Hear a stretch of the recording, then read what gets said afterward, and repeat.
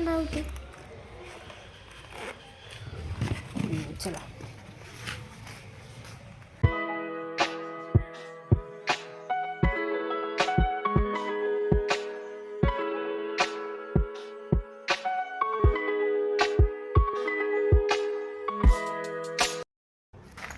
हाय, hello, नमस्कार. तर तुमचं सगळ्यांचं एकदा आपल्या काही नवीन ब्लॉगमध्ये मी सीमा खूप सारं स्वागत करते.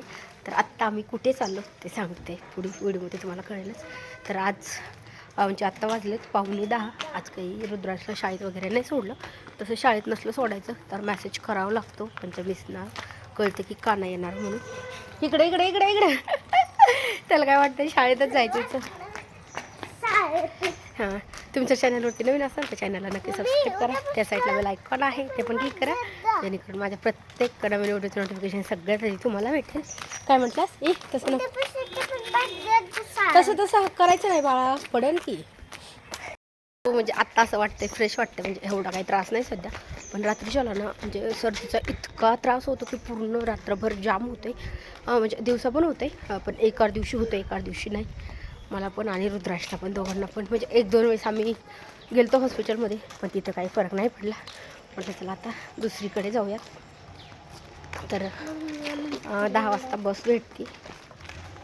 बस टायमिंगमध्ये भेटली तर लगेच बसने जाणार आहे, आणि नाही भेटली तर मग रिक्षा.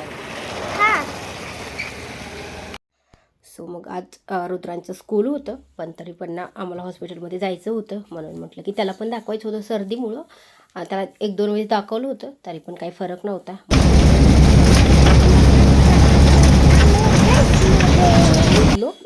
आम्ही मेन म्हणजे 10ला, कधी 10:15 किंवा 9:45 गाडी असती.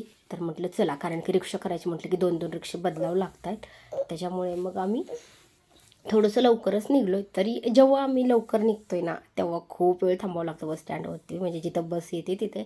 आणि जेव्हा आम्हाला म्हणजे आम्ही टायमिंगमध्ये निघतो तर तेव्हा काय होतं की 5 मिनटं आत्ताच बस गेली असं होतं. काय झालं, झोप. आत्ता रुद्रांश झोपला आहे, मी व्हिडिओ एडिटिंग करते. तर बाहेरून आलतो आम्ही, तर मग त्याला जेवण केलं त्यांनी आणि झोपला आहे. तर म्हटलं चला तोपर्यंत व्हिडिओ एडिटिंग करून घेऊयात. सो मग बस भेटली. उशीर लागला थोडासा, अर्धा तास आम्हाला थांबावं लागलं. आणि सुरुवातीला खूप गर्दी पण होती बसमध्ये, तर मग थांबलो अर्धा तास. मग थोडा वेळ आणि बसमध्ये जागा पण भेटली व्यवस्थित. मग नंतर बसस्टँडवरती गेलो. तिथून मग लगेच उसाचा रस. आत्ता कसे म्हणजे आत्तापर्यंत उसाचा रस चालू नव्हता, आत्ता झाला. आणि बाहेर असला की रुद्रांशला उसाचा रस इतका आवडतो की लगेच म्हटला की, म्हणजे सर्दी झाली आहे, हॉस्पिटलमध्ये जायचं आहे, तरी पण त्याला जाताना उसाचा रस घ्यायचा. दरवेळेस तर तो बर्फ टाकायला होतो, पण ह्यावेळेस म्हटलं नको, सर्दी अगोदरच. म्हणून त्या काकांना म्हटलं की त्याच्यात बर्फ टाकू नका. मग आम्ही उसाचा रस घेतला. आणि मग उसाचा रस घेऊन झाल्याच्या नंतर मग आम्ही हॉस्पिटलमध्ये गेलो. अगोदर दुसऱ्या हॉस्पिटलमध्ये जायचं होतं, म्हणजे अगोदर ठरवलं होतं की जे फॅमिली जिथं आम्ही सगळे जातो त्या फॅमिली डॉक्टरकडे, तर तिथं जायचं होतं. तर म्हणून म्हटलं की ते थोडंसं लांब होतं तिथून, जिथं आम्ही बसने उतरलं होतं तिथून थोडंसं लांब होतं. पण म्हटलं चलत जाऊया थोडंसं, कारण की ऊन वगैरे काही नव्हतं आणि असं चालणं पण नाही होतं आहे. म्हणून म्हटलं की चला थोडंसं चालत जाऊयात. तर तिथं गेलो. मेन म्हणजे जे डॉक्टर असतात तर ते डॉक्टर नव्हते, ते रिटायर झालेत. आणि आता त्यांच्या जागेवर दुसरे डॉक्टर आलेत. तर म्हटलं नको, ते नवीन आहेत, काही माहिती नाही आपल्याला, काही नाही. मग परत तिथून आम्ही जे बाळाचं हॉस्पिटल आहे, म्हणजे जे आम्ही रुद्रांश झाल्यापासून रुद्रांशला ज्या हॉस्पिटलमध्ये नेतो, मग तिथं गेलो. तिथं त्याला पण दाखवलं. त्याच डॉक्टरांना माझ्यासाठी पण विचारलं की, म्हटलं की म्हणजे सर्दीचं वगैरे औषध गोळ्या भेटतील का. तर त्यांनी मला पण तिथं गोळ्या वगैरे लिहून दिल्या. आणि मग मला काही परत हॉस्पिटलमध्ये जायची गरज नाही लागली. तरी पण आम्हाला ना, म्हणजे तिथून परत आम्ही बस स्टँडला आलो, पण बस होती 2:45 वाजता. तर आम्हाला किती तिथं 12:30 वाजले हॉस्पिटलमधून येऊस, तर खूप उशीर झाला.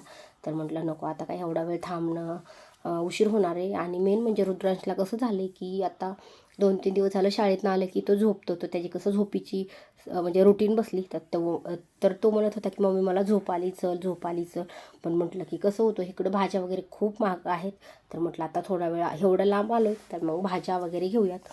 मग परत मार्केटमध्ये गेलो, थोडीशी खरेदी केली. पण तेव्हा काही व्हिडिओ काढला नाही, कारण की आम्ही एवढे थकले होतो, दोघं पण थकलेलो होतो, तेव्हा व्हिडिओ काढणं शक्यच नव्हता.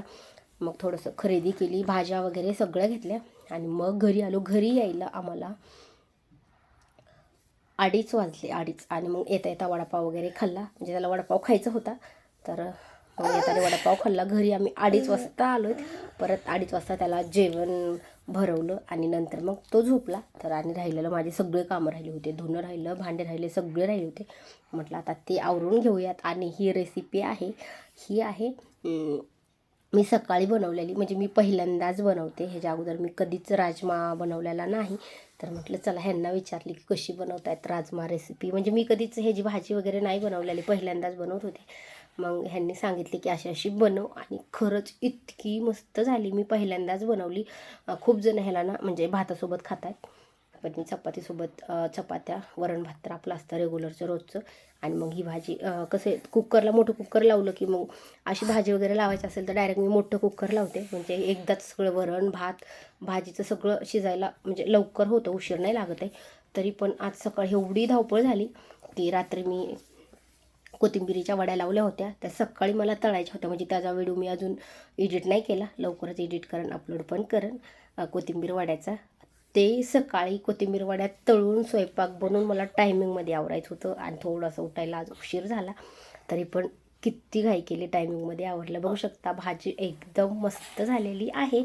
आणि मग लगेच ह्यांचा टिफिन भरायला घेतला. डोळ्यातनं पाणी, तर सर्दी झाली ना त्याच्यामुळे. ह्यांचा टिफिन वगैरे भरून घेतला आणि मग आम्हाला हॉस्पिटलमध्ये जायचं होतं. तर आमचं पण खूप घाईघाईमध्ये आवरलं आणि मग नंतर हॉस्पिटलमध्ये गेलो. तर व्हिडिओ आवडल्यास नक्की लाईक करा आणि चॅनलवरती नवीन असा तर चॅनलला पण नक्की सबस्क्राईब करा.